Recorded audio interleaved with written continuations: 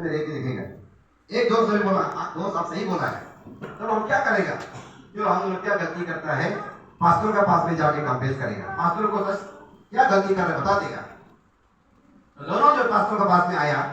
आने के बाद में एक ने बताया, पास्टर मैं अपना जीवन में छोटा पाप का बहुत ज्यादा कर चुका, गिनती भी नहीं कर सकता है, और कुछ मैंने गलती किया। और एक दूसरा ने बोला, पास्टर हम उसका जैसा तो छोटा मोटा गलती तो हम किया ही नहीं है, लेकिन एक बहुत बड़ा हम जो है अभी तक हम भूल नहीं सक रहा है, ऐसा एक पाप किया है। तो पास्टर बोला है, आप दोनों का बात से हम इतना अच्छे से नहीं समझा है, इसीलिए आप दोनों को नदी में जाओ, नदी में जा करके जितना बड़ा पाप किया है और जितना ज्यादा आप लोग पाप किया है, किस तरह साइज का पाप किया है, वो साइज का पत्थर को उठा के लाओ। तो वो पत्थर को देख के हम पहचानेगा कि हाँ इतना ऐसा पाप किया हो गया, मालूम होगा, तब हम प्रार्थना कर देगा होगा। तो होगा ये दोनों वहां में चला गया। जाने के बाद में जो ज्यादा पाप किया वही लंबा चौथा चपटा एक एक जमा करते ना, वो हमें वो गिनती करते कितना पाप किया, जितना याद आया उसको पत्थर डालते एक बस्ता हो गया।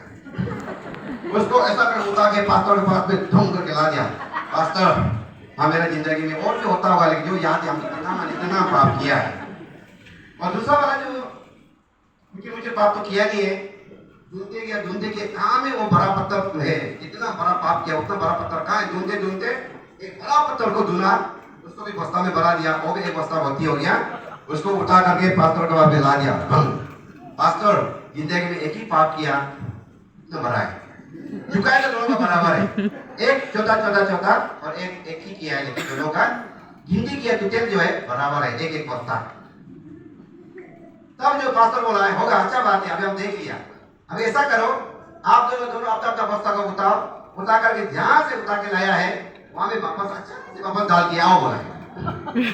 तब ये एक बार पाप करने वाला तो वो तो याद है बड़ा है, और उसका चिंता भी इतना बड़ा है, जहां से उठाया होगा वहां उठा के सीधा उठा करके डाल करके जल्दी वापस आ गया।